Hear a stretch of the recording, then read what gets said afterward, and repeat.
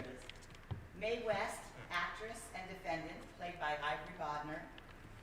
George Donnellan, judge, played by David Adam Gill.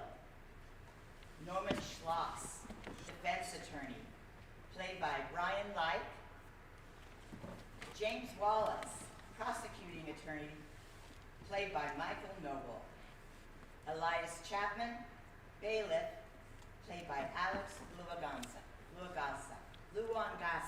There you go. There we go. Prisoner, played by Amelia Cooper. And I'll be reading the stage directions. I'm Jill Bess. The room is filled with courtroom spectators and reporters, and you are all invited to join in on the oohs and ahs of the spectators in the court today. Setting is New York City, 1927. Act 1, Scene 1. A courtroom. Judge Donnellan is seated at the judge's desk. Lawyer Norman Schloss is seated at the defense table. Prosecutor James Wallace is seated at the prosecution table. And Elias Chapman, the bailiff, is standing stage left near the witness box.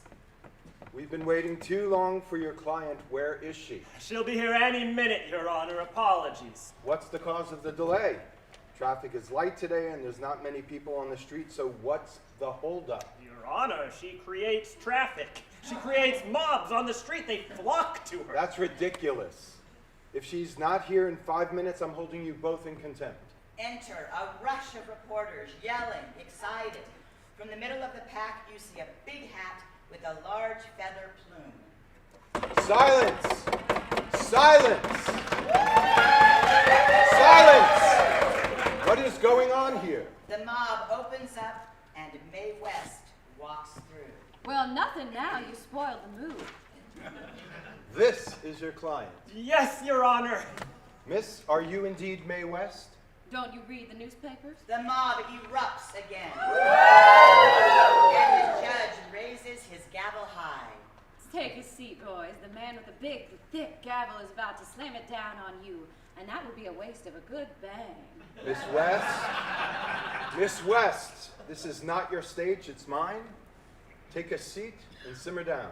Mae struts to the table with her lawyer and sits down next to him, nonplussed by the judge's reprimand. I have paperwork here that mentions Mae West, but other papers naming Jane Mast. Who is Jane Mast? It's me, but the camera-shy part of me who prefers typewriters to spotlights. Mr. Schloss, what in heaven's name is she talking about? You see, My question is for your lawyer. Sir, Jane Mast is Miss West's pseudonym. She wrote the play under the name Jane Mast. she's a better speller than me. Moving on, Mr. Wallace, please enlighten us about this case you are prosecuting.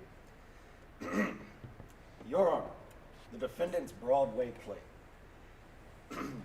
Its title is, the full name of its title is, Oh, for Christ's sake, it's called Sex. The courtroom erupts in laughter. Miss West, I'm just trying to lend the poor virgin a helping hand, Your Honor. I know sex can be a mouthful for some. It is for me sometimes. Miss West, are you trying to show contempt for this court? On the contrary, Your Honor, I was doing my best to conceal it.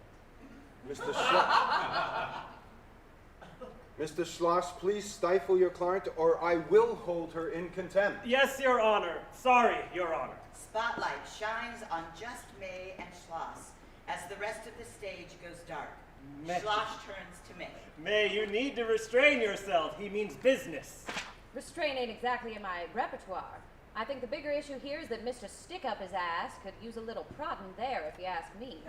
He can't even say S-E-X out loud. I'm being tried by a 7-year-old. Just let me handle this if that's possible, please. Lights come up. Wallace speaks as if he'd been talking all along. so her play is corrupting the morals of youth and others. If only your youth had been corrupted, you'd be able to say the play's name out loud. Miss. Oh, right. Contempt. I gotta have Miss Mast write that down. Your Honor, Miss West's play is obscene, indecent, immoral, impure, wicked, lewd, scandalous, Is bawdy. this a wannabe theater critic or a professor of synonyms?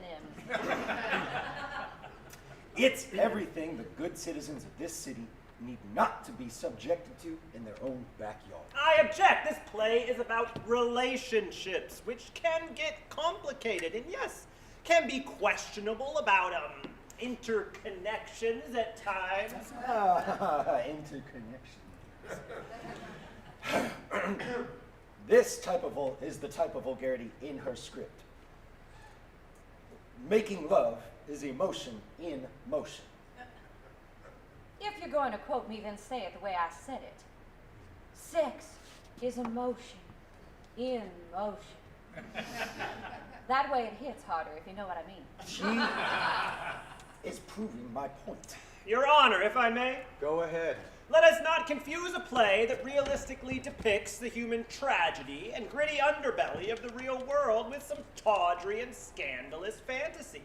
This play is a pragmatic look into how many real people live.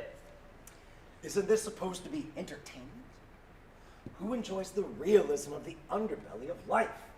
I don't know. Shakespeare's audience seemed to have been enjoying it for centuries. Whether some deem that Mae's characters do as right or wrong, they're doing what is happening right around the corner, up the block, or in the house or apartment next to all of us, and even in our own home. And what people do in their homes stays in their own homes. Well, that doesn't mean it always does now, does it? Or you'd be out of business. Mr. Schloss, is there an objection to Mr. Wallace in all of this? There is, Your Honor. The prosecutor needs to realize that there's an unspoken truth that many of us have something we don't talk about. Miss West is here today because she dared to speak about it. That doesn't make her a criminal. It makes her It makes her an accessory to the crime of indecency. That is, she would be if Jane Mast were a different person than Mae West. But since they are one and the same, it does make her the criminal in this case. Goddamn technicalities. Your objection is overruled, Mr. Schloss. I would like to call Miss West to the stand to hear her testimony, Your Honor. Are you sure you want to put this court through that? I would. Will the defendant please take the stand? I thought I already took the stand when you made me sit. May, please. Mae West struts to the witness box. The bailiff, who is clearly enamored with Mae, holds a Bible in front of her. Please raise your right hand and put your left hand on Bible and Be careful what you wish for, honey. That book may burn quicker than Joan of Arc's tits. Contempt, I know. do you swear? All of the time, dearie. But yeah, I swear to tell the truth, the whole truth and nothing but the truth. That is your script, right? Yes, ma'am. I mean, yes. You just need to add the "so help me God" part, and we're good. So help me to the God who is rolling his eyes right now. Bailiff! I'm sorry, Your Honor, but Miss West is just so. Honey, you're a sweetheart, but let's save your job here and let the judge think about your all business by zipping it up right there.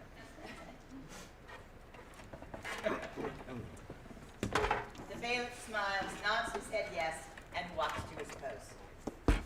Miss West, please state your full and real name for the court. Somebody else who doesn't get out much, I see. It's Mae, or Mary, Jane West. Thank you. Anytime, hon. What is it you do for a living? I'm an actress, a singer.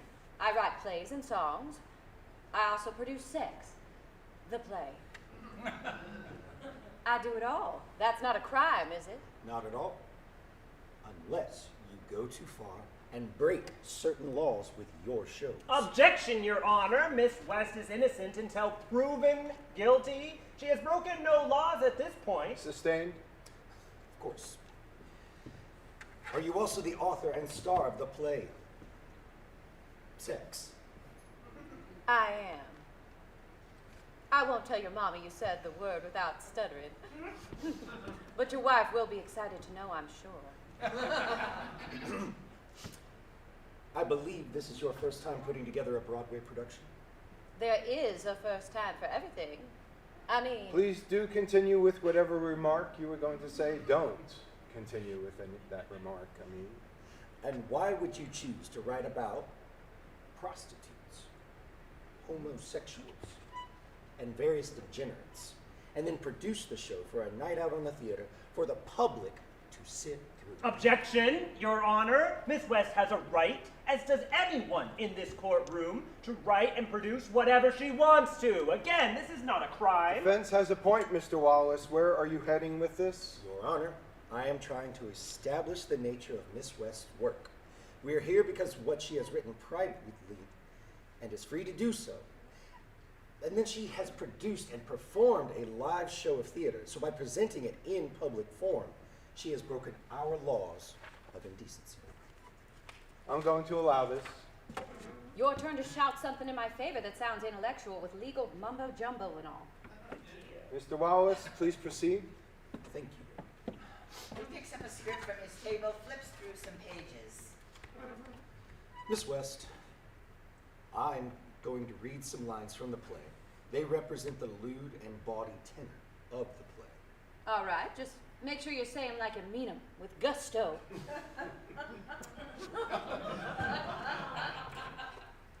This is an exchange between the character Greg, a lieutenant in the British Army, and Margie, who is a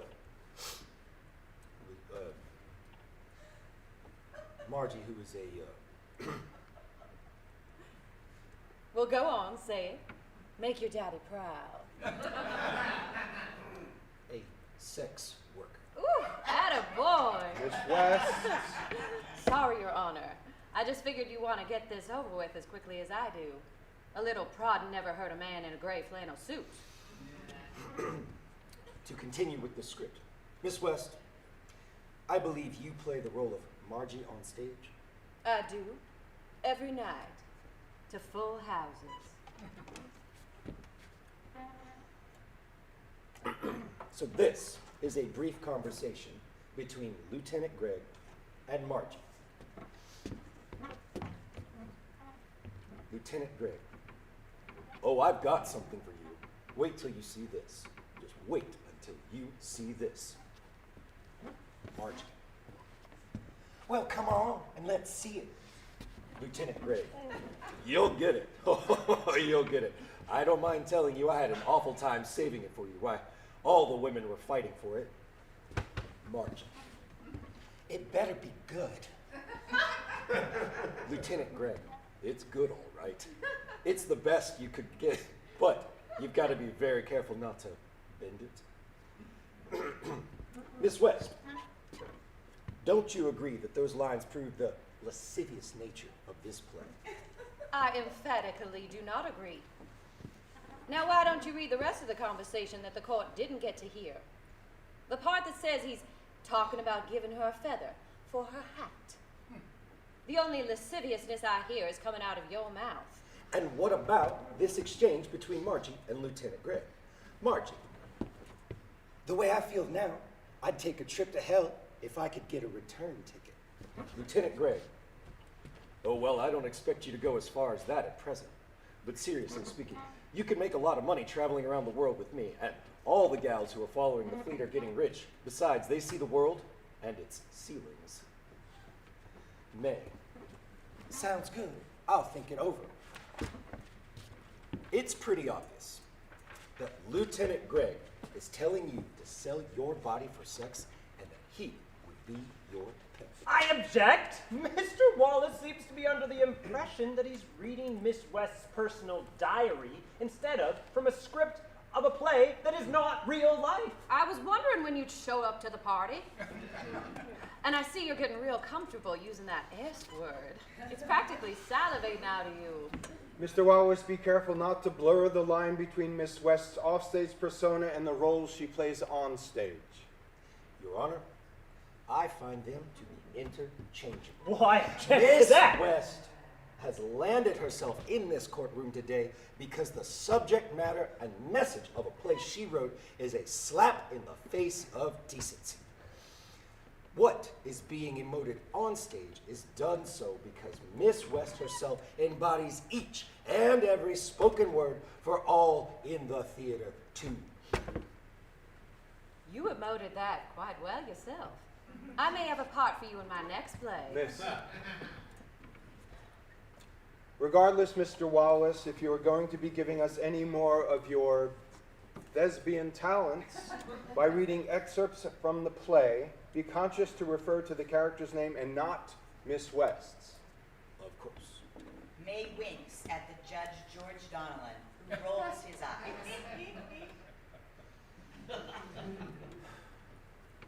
Miss West, you've been performing for some time? You could say that. I won some local talent shows when I was 7. Started performing in vaudeville when I was 14. And I was 18 when I first stepped on a Broadway stage. And how old are you now? What, were you brought up in a barn? Didn't your parents tell you never to ask a lady her age? Let's just say I no longer need to suck my thumb. Courtroom. Order! Order! Mr. Schloss, you really need to contain your client's innuendo. May, please. I'm sorry, Your Honor. You have my paperwork. You can look it up if it's so vital to your case. Although I do not know what my age has to do with my being on trial. Mr. Wallace? I'm just trying to get some background on Miss West, her roots in theater and performance. Okay, so now you know them. Yes, sir. Miss West, you also said, shall I say, a routine, for want of a better word, in burlesque act, something about the holidays? No. Your Honor, Mr. Wallace is crossing a line here. I just want to show the court the caliber of Miss West's talents. I believe we've established that my client's talents are not on trial here, but the play she has currently running on Broadway. A play she has written one of her many talents, and I'm asking for a sample of her other writings. It goes to the premise that her show, Sex, is not a one-off, that any shows she writes and produces going forward will continue to include unsavory dialogue. I'll allow this now that you've piqued my interest. Oh, your interest will be peeking through. Don't you worry. And I gotta preface this by saying, pardon my innuendo. Oh, jeez. Please, share your brand of humor with us. All right, here goes. My left leg is Thanksgiving. My right leg is Christmas. Why don't you come up and see me between the holidays? Your Honor, I wholeheartedly object. That was 100% entrapment. Oh, I don't mind the sound of that. Hey, please. Miss West, is that a routine appearing in any of your scripts that you have coming out? No, Your Honor. That one is one I use when I feel like I'm losing the audience, which I assume is why Mr. Wallace felt it necessary to wake up the joint. Mr. Schloss, your objection is sustained. Mr. Wallace, stick to the content in Miss West's scripts. This holiday routine shall be stricken from the record. Yes, Your Honor, understood. I would like to now turn attention to the fact that in the show, Miss West's personality, looks, walk, mannerisms, and gestures make the lines and situations suggestive. Isn't it true, Miss West, that you even perform a dance that some have described as a belly dance? Some might. The dance is called the shimmy. I helped make it famous. I even recorded a song to go with it. I could sell you the sheet music if you like. Thank you, but I'll pass. And of course, there's the music in the play as well. Of course there is. I can't shimmy if there's nothing to sway me. And you shimmy to jazz, That's right. lewd, and immoral. Immoral? Like me? You looking to throw the book at jazz now, too? It may break the rules of the traditional music you're used to, but it's not the law. It's got a heart and soul that your traditional music can't compete with. You just don't understand it. Maybe because a lot is improvised, or is it because its roots started in the Africa and black musicians in New Orleans have given it life, and now it's here in your neighborhood? And according to the Wallace Bible of all things evil, we can't have that now, can we? Miss West. No, you don't get to shut me up just because I hit a nerve. I'm talking about a style of music you don't like. A style that I use in my show. You did say it's my show that is on trial, right? Well, I'm defending it. So now it's music that you're questioning? That you want to suppress? Let me tell you something. Jazz has heart. It searches around and then finds its notes, working its way into a beat. When the instruments jam together, they hit the notes the musicians feel from the inside. It's passion. And don't you dare try to take that away from God-fearing citizen. You are a warrior for the underdog, aren't you? I just give everyone a fair shake. You're the one doling out the labels, the racism. Miss West, I just... be careful. You're treading into areas that are not necessary for the crimes you are charged with. I'm being questioned about my choices of music, of the kinds of people that I populate my show, like black musicians and prostitutes, and even a burlesque act I did years ago that has nothing to do with my show. I'm not treading anywhere. I'm being stepped on. Any violation of rights isn't coming from me. In any case, the question I believe Mr. Wallace is asking is why you chose to use a jazz band and their music in your show. For me, when it comes to jazz, I like that it's freeing. Fits my shimmy lifestyle. Yes, your dance style. I have a deposition from one of your arresting officers who goes into great detail about this dance. In it, he says, Miss West moved her navel up and down and from right to left. Objection! Did the officer actually see her navel? Did he, Mr. Wallace? He says he did not. However, he does say, but I saw something in the middle that moved from east to west. The courtroom laughs. Just continue. What I did on stage was nothing more than an exercise involving control of my abdominal muscles. I performed the dance fully clothed, wearing a tight metallic evening gown. Of course, I looked amazing. And I did it with feeling. I really enjoyed it. So if something was moving up and down from right to left, then it sounds like my arresting officer really enjoyed it too. You're enjoying this, aren't you? Not really. But if police officers are leaving my shows dreaming about seeing my writhing navel, who am I to judge? Oh. So now you're not only showing up on the stage every night, but you're also in their dreams too. You let me know tomorrow. Look, it's all about perception. The cop just saw my navel after the fact. He wanted to see it, but it's not the truth. He had a preconceived notion in his head. So you're saying now that you have the power to make people see what they want? Don't be silly. I'm merely pointing out the obvious, just as Judge Jonathan and Mr. Schloss did for you. You are so caught up wanting me to be the whore that my character is, that earlier you replaced me with Margie. It's just human nature when we get our dander up over something. Even though you want us to be the same. I hate to disappoint you, but we are not. Nor was my navel showing to the cop. Well, then let's talk about the show itself and how it's corrupting the morals of youth. The morals of youth. If any youths were sitting in the audience of my show, the problem isn't me. It's whatever they're feeding the cows, that their milk is making youths look 30 years old. The fact that you're even going there just proves even more what all We know I'm your scapegoat for every sleazy, speakeasy, stag film or brothel that's in business in this town, hell, across the nation. Please watch your language. Are there yous in here too? Your Honor, I have to object. What my client is saying has merit. This trial is a farce. Miss West is not responsible for corrupting youth or any other demographic. She's a professional entertainer on the up and up, not some back alley hack gyrating in men's faces. Mr. Wallace should be looking for the women and men in those theater back rooms if he wants to put away the real lawbreakers. That's what I'm trying to do. And if you, Miss West, and Miss West would stop interrupting Your me, Honor, then the audiences in Miss West shows are upstanding citizens.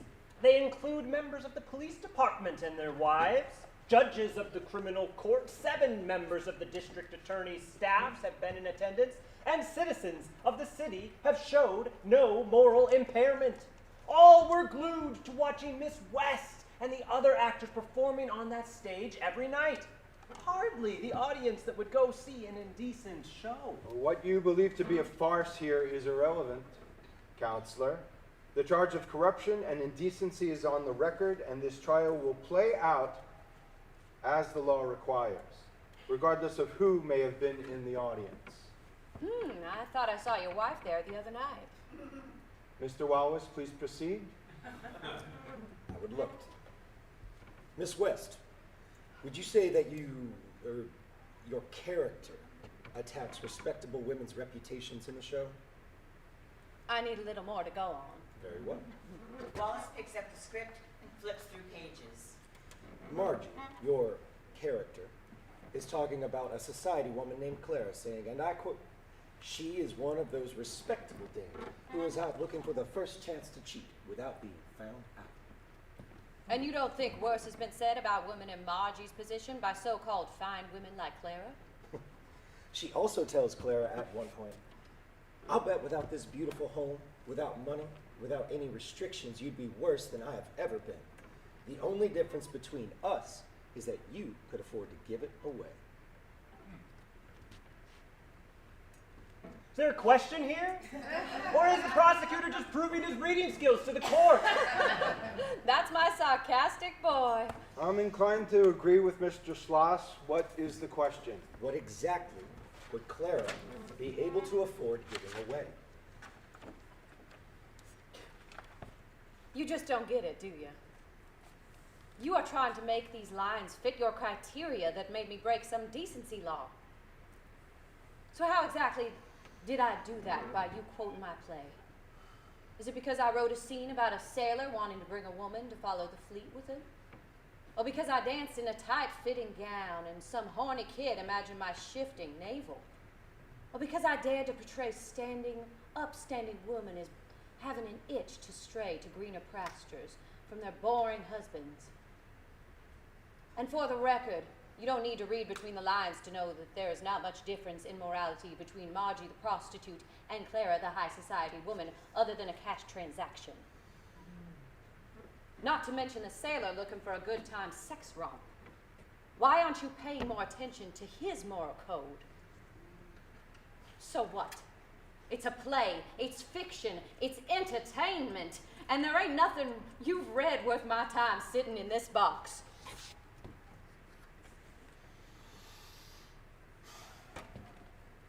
When you write these books, what goes on in your mind? What is your reason for bringing these particular characters to life? The whores, the homosexuals, the degenerates, the cheating wives, and sure, even the immoral sailors looking for that sex romp.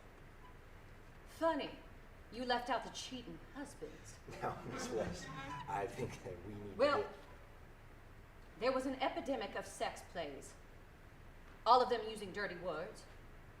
I'd never use any bad words like hell or damn in my plays real life. Moments like this one, that's a different story.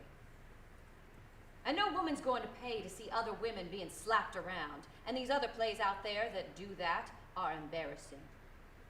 I give my characters' souls a little hope. I've always hated the two-faced, the ones who condemn good people as being lowlifes. Oh, they love to preach. But they're no better when they're off their public pulpits. Only their gutter is inside their homes, content with their hypocrisy.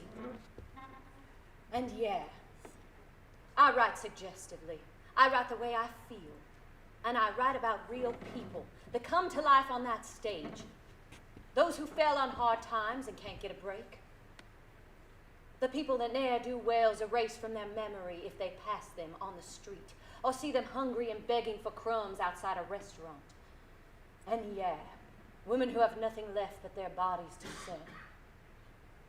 My play is a plot, a story. If nobody else is writing about them, then I'm happy to contribute in my own way to society. Even if it is in showbiz. So I may not be Virginia Woolf, but yeah, I wrote about a hooker with a heart of gold. And right now, you're putting those good hearts on trial too, I guess. And you're the hooker with a heart of gold. Your Honor! Mr. Wallace, I don't want to warn you again, or you will be held in contempt. Miss West is a lady in this court. She is speaking of a character in a play. Do not forget that again. Oh, it's okay, Judge. He must just be mixing me up with that other lady of the night, Mary Magdalene.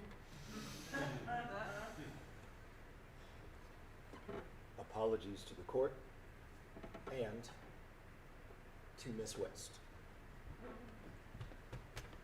Can you tell me exactly what sex is about? And before you make a sly comment, I'm talking about the play. Thanks for clarifying. Even if it did ruin a really good comeback. As it's been mentioned, the play is about a sex worker, Margie. She's trying to choose between two men. A young guy she kept in the dark about her real identity, and an older man in the Navy who accepts her for who and what she is. Along the way, she helps this married society dame Clara from out of the town, who she finds drugged in the apartment Margie shares with her pimp. Miss Society thought she was gonna have a one-night tryst, but the pimp had other ideas. Drugs her, steals from her, and later shakes her down with blackmail. They all meet up again in various locations. And yes, Margie follows the fleet. It ain't the sappy fluff and you probably go to see in the theater, but it keeps the audience guessing and entertained. Sounds like a relatively sanitized synopsis. So then are we done here? Not quite. So, why don't you write about school teachers, or a couple who fall in love and get married, or a farmer who just Sings to his chickens? Really, sir, you were not going to ask these questions.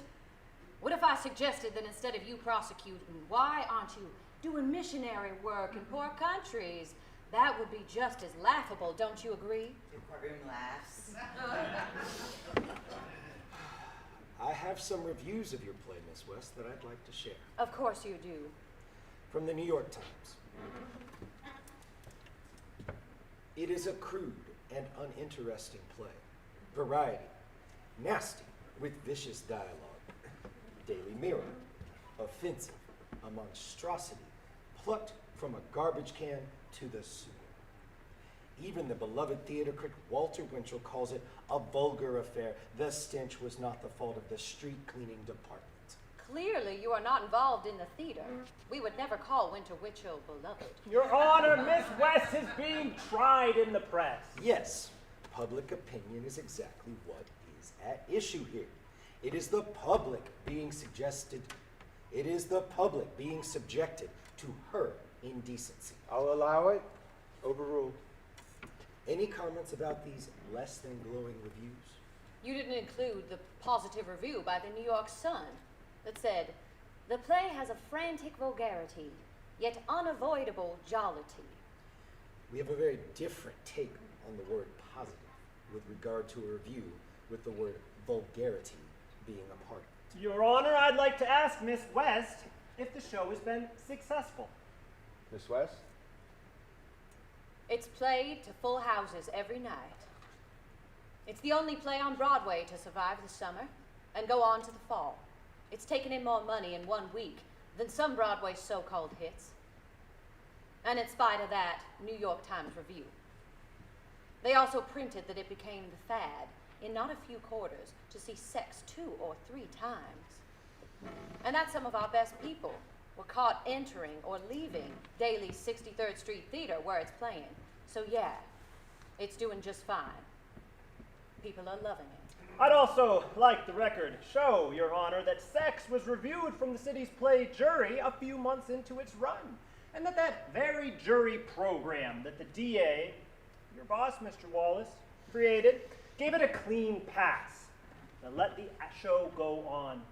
For 10 months, Miss West and her troupe of actors have taken to the stage each night to perform in front of an audience that's numbered as high as 325,000 over the course of 370 performances. It's the 3rd longest running show in Broadway history. So no alarms have gone off in the opinion of the public, Mr. Wallace. There's still time, Mr. Schloss. Miss West, you and Miss Mast, I see you have another play that you're currently in rehearsals with. It centers around homosexuals, with actual homosexuals starring in the show. That's right. You looking to audition? You look like you might fit a role or two quite well. What is the title? The Drag. That's men playing dress-up, playing girls. The grown-ups call it cross-dressing, but yes, it's a homosexual comedy in 3 acts. Babe, could you step over here, please, and help me with some of these lines from Miss West's play? What's this about? I discussed this with Mr. Chapman beforehand to assist me in portraying one of the characters from The Drag, and I will read lines from another. Miss West and Mr. Schloss kindly sent the script over to my office, and after some legal paperwork, it has a red lipstick kiss mark that I presume was a gift from Miss May. Wallace holds up the page with the lipstick mark. You're welcome. If Mr. Wallace is going to put himself through this again, then Mr. Chapman, feel free to join him in his theatrics. Bailiff walks over to Wallace, who hands him a script. Wallace has a second script in his hand. I will assume the role of Alan Grayson and Mr. Chapman, that of another gentleman named Rob. You can begin, mark the page. There. So Raleigh says, cigarettes? Alan? Alan Grayson takes the cigarette.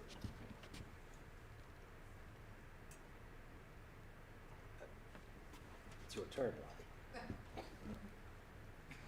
Bailiff, it's your turn to read the line that the character Raleigh says. Oh, I was waiting for you to say a line. I had no line. It was a stage direction telling the actor to take the audience the cigarette. Right, sorry. Raleigh says light. Just read the line that Raleigh says. You don't need to say Raleigh says. Okay, yeah, sorry, thanks. I will. This is why rehearsals are so important. What? It's just a tip, in case you drag me back here again. Oh, you can read your next line now, sweetie. Well, what did you think of my friends? I didn't see very much of them. I felt I was rushing them out. Great boys. Great boys. I'm going on a weekend party, and I'd love to have you join us. You'll find the boys rather interesting, I think.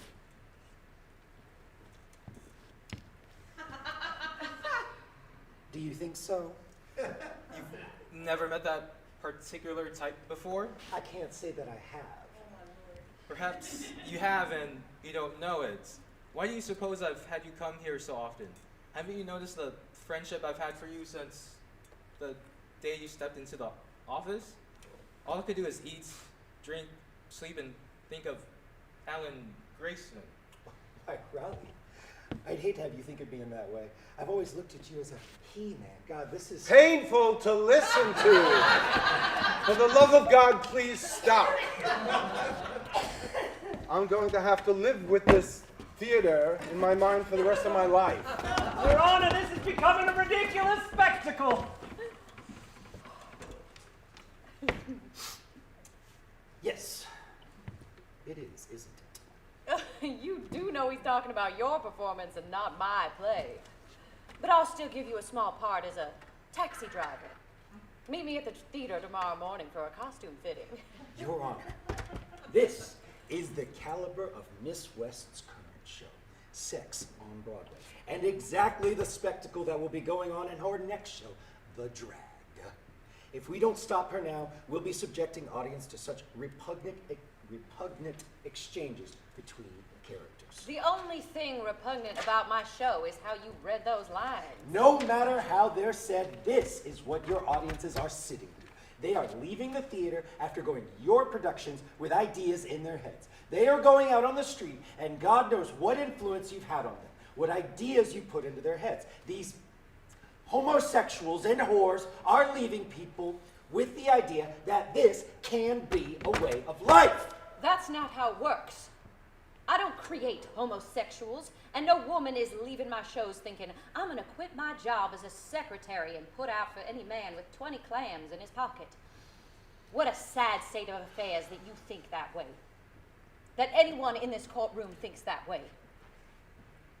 I'm not corrupting anybody's morals just because they sat in the theater at one of my plays. People come to my shows to be entertained. They're not paying to alter their lives or their situations. I'm not out to change the world or to make over what people are or will be. After they see a show, maybe they're a little more informed. It opens their eyes. They take note that some people might be different from themselves, but it doesn't mean they're bad people.